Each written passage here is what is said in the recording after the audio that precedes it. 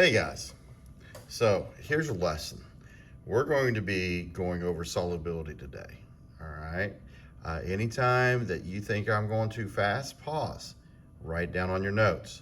Make sure you're getting these notes because when I come back tomorrow, which I will be back tomorrow, we'll go over this and I'll do a demonstration with you and you'll like the demonstration. Activating extra activity, get out, flip over your notes. It's blank on the back, so get over it. Now you're going to number it 1 through 7. Just put 1 through 7 on the back of your notes. And if you agree with the statement, you're going to put A. And if you're going to disagree with the statement, you're going to put D. And I'm going to give you the statements in a second. And it's okay if you don't know this stuff yet. I haven't taught it. It's just going to help us know how much you actually learn in one lesson. All right? So here's the statements. So 1 through 7. 1, a solution and a mixture are the same thing. Like I said, it's okay if you don't know it, but you are putting A if you agree, D if you disagree. A solution and a mixture are the same thing. 2, in order to make a solution concentrated, just add water. A if you agree, D if you disagree. 3, polarity has no effect on solubility. You might not know what those two words means, but you will by the end of this lesson. 4, when I mix water and oil, they do not mix. A if you agree, D if you disagree. 5, in order for something to be polar, there must be a wet and a dry end. In order for something to be polar, there must be a wet and a dry end. 6, water is the universal solvent because nothing will dissolve in it. Water is the universal solvent because nothing will dissolve in it. 7, solubility. Solubility is the ability of a substance to dissolve in something. Solubility is the ability of a substance to dissolve in something. Now, what you need to do is make sure you have an A or a D for 1 through 7. You can pause it. Go ahead and put down your answers and then flip over on your notes. We're going to return to this later on. All right, solution versus mixture. Now, hopefully you were able to go back and check the notes. I know we were testing on math testing on Tuesday, and we weren't there on Wednesday. Thursday, hopefully you went back and got to see your notes. Let's hope so. Homogeneous mixture and heterogeneous mixture. Homogeneous mixture is a mixture that you cannot see the pieces. Heterogeneous mixture is the one that you can see the pieces, like trail mix. All right, so now we're going to break it down even a little bit farther. Solution versus mixture. Mixture, all the definition is a combination of substances that is not the same throughout, like a chef's salad. Basically, this mixture is more like the heterogeneous mixture. You still can see the different parts of this, all right? You can see the different parts. Chef's salad, you could pick out the tomatoes, you could pick out the lettuce, the croutons, cookies and cream ice cream. It's not mixed all the way together. Trail mix, you can still see the individual pieces. That's what a heterogeneous mixture is. Now, the solution is something a little bit different. It's still a mixture, but it's a type of mixture that is the same throughout. It's going to be more like the heterogeneous mixture, all right? Examples, Kool-Aid. Kool-Aid, if you do it right, you mix it all up, you won't be able to see the little sugar crystals unless you didn't mix it up and you didn't stir it very well. Vanilla ice cream and Pepsi. I mean, yes, you see the bubbles, but you don't see all the other ingredients. If you look at the side of a Pepsi can and you look at all the different ingredients, completely different than what you see. You see one solution. Is this a mixture or a solution? Mixture, because you can see the individual pieces. Mixture or solution? Well, if you said both, you're good. That is a solution right there. Right there is a mixture because you can still see the individual pieces. All right. Mixture or solution. You're right. Hopefully you're right. That is a mixture because you can see the individual pieces. Pine Sol. This is what they use to mop floors and stuff. And that is a solution. It's mixed all together. Trail mix. Yeah, we mentioned this. I mean, that's a little different type of trail mix. I don't know if I'd eat that, but you never know. But that is a mixture because you can pick out the individual pieces. Kool-Aid. And we've already mentioned this is a solution if you mix it up the correct way. All right. What are the ingredients that make up this solution, Kool-Aid? You got, well, back in the day, we had the small little packets, and we had to rip them up, and then we also had to add sugar. Now you don't have to add sugar. Sugar's already added in it. So you've got the ingredients in the little tub, and then you've got the water. Ice if you want it, because, I mean, cold Kool-Aid's a lot better than warm Kool-Aid. I don't care if you disagree with me. You're wrong, I'm right. All right. So solutions don't always begin as the same throughout. There are parts we have to mix together first. These parts are called solute and solvent. Solute and solvent. All right? So at this part, you're going to look at parts of a solution. Solute, it's what's being dissolved. It's usually a solid, all right, but it's what's being dissolved. Put an Alka-Seltzer in water. The solute is the Alka-Seltzer pill. The water would be the solvent, all right? So the solute is what is being dissolved. Now, the solvent is what is doing the dissolving, all right? It usually is a liquid. Now, water is the universal solvent. Almost anything will dissolve in water, even metal. Metal will break down. The Titanic was made of metal. It's at the bottom of the ocean. It's in water right now. If you try to bring it up, you will see that a lot of it has dissolved. Now, it takes years and years and years for water to break down metal, but it will still dissolve it after a while. Now, water is the universal solvent. You will find that out. And I believe that might have been on one of your first type of questions. So remember that for the end. All right. So solute is what is being dissolved, and solvent is what is doing the dissolving. Now, this is going to be on your quiz. All right. So be ready. Now, down at the bottom, right now it's going to be diluted and concentrated. All right. Diluted and concentrated. And I'm going to tell you a story. Now, you'll find out. Now, if I was there in person, I would be doing the lab today, but I'm not. You're going to find out solutes and the solvent. What would be the solute of Kool-Aid? Solute would be the actual Kool-Aid mix.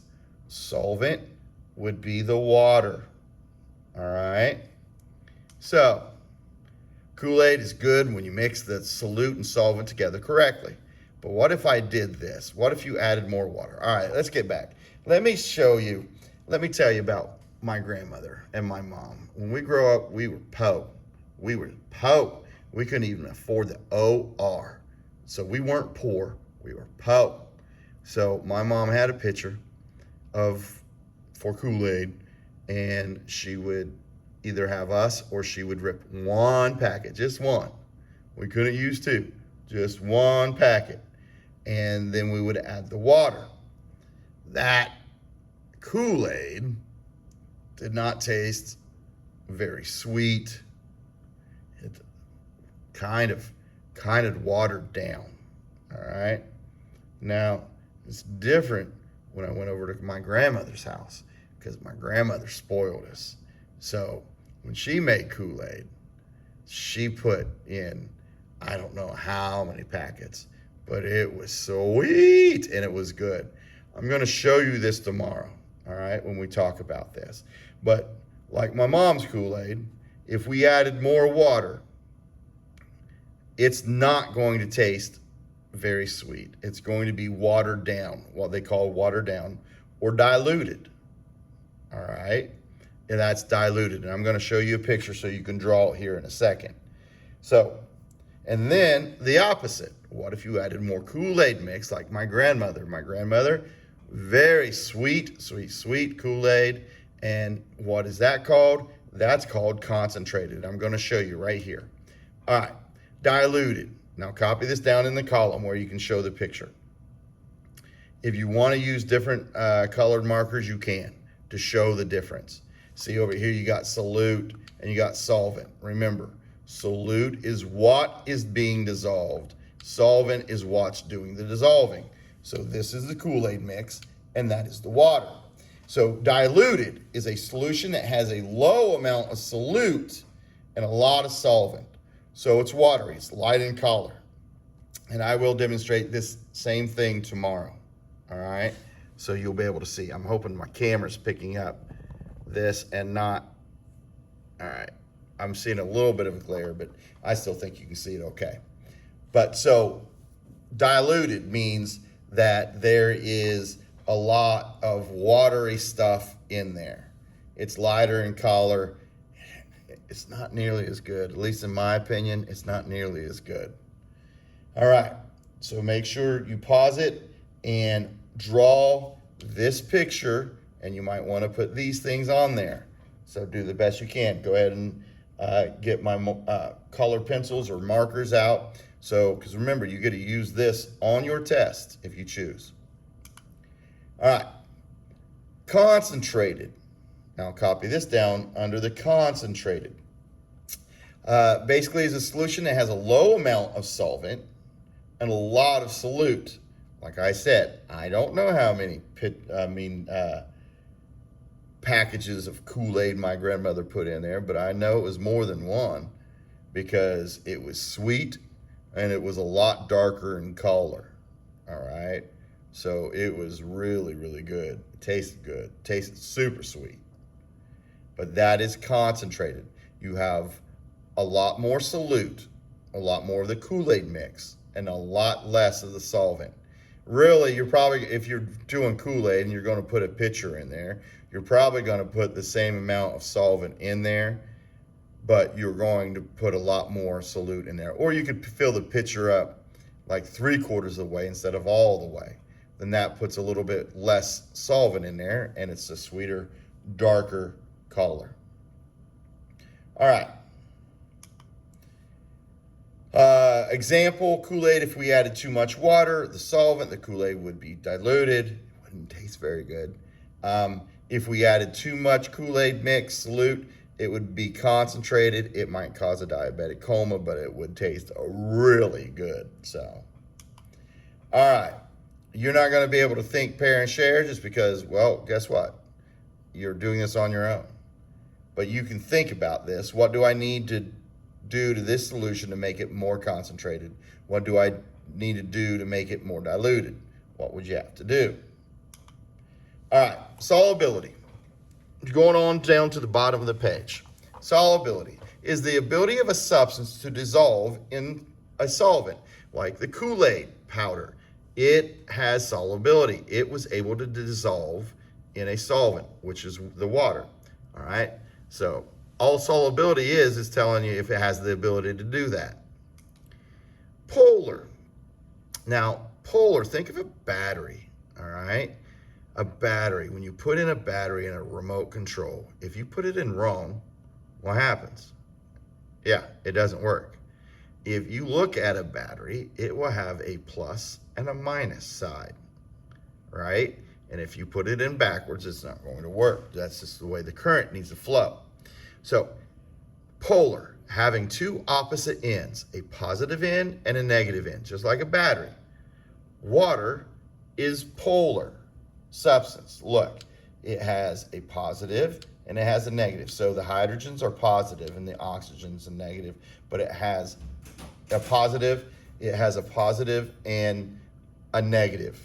All right, so that's polar. Mr. Robbins, you can come in. I'm just videotaping for Thursday, and I'm not going to stop, so I'm just letting you know.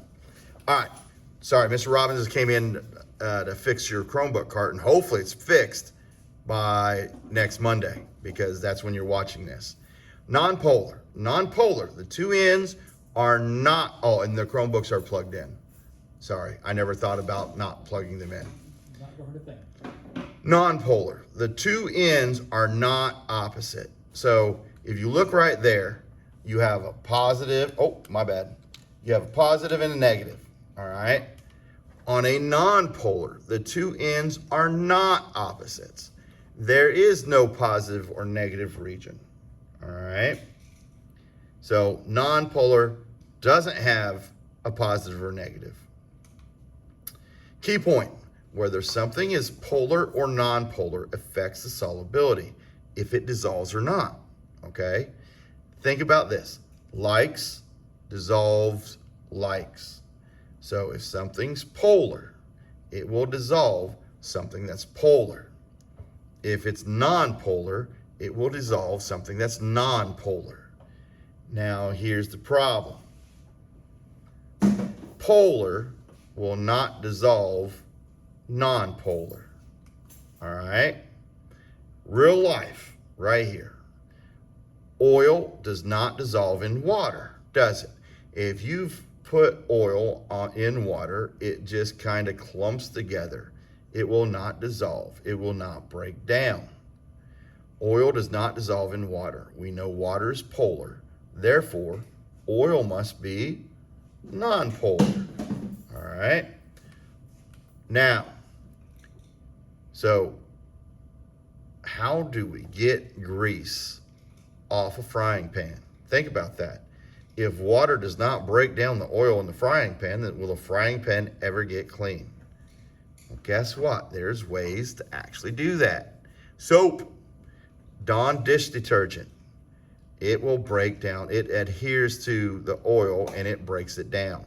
That's why it bubbles up, and that's why you use it cleans. All right. So oil and water do not mix, and that's why they don't mix. And you probably heard your parents say that before or something like that. You're like oil and water, but they do not mix. Now, what I want you to do is flip back over your page. Your notes are done. Flip over the page and look at these and redo these again. Remember when we did them at the beginning of the period? Put an A if you agree with it and a D if you disagree with it. Now, you can use your notes to see if you can go in there, and you can rewind this thing, and you have the PowerPoint with you. The PowerPoint's on there. So go ahead and do that. Now, after you get done, you can ask the substitute, if you have a substitute, you can ask the substitute if you can finish your element superhero. But do not sit there and cause problems, all right? I will be back tomorrow, and then we'll talk about the Kool-Aid, and you might be able to taste something. All right, you guys have a great day.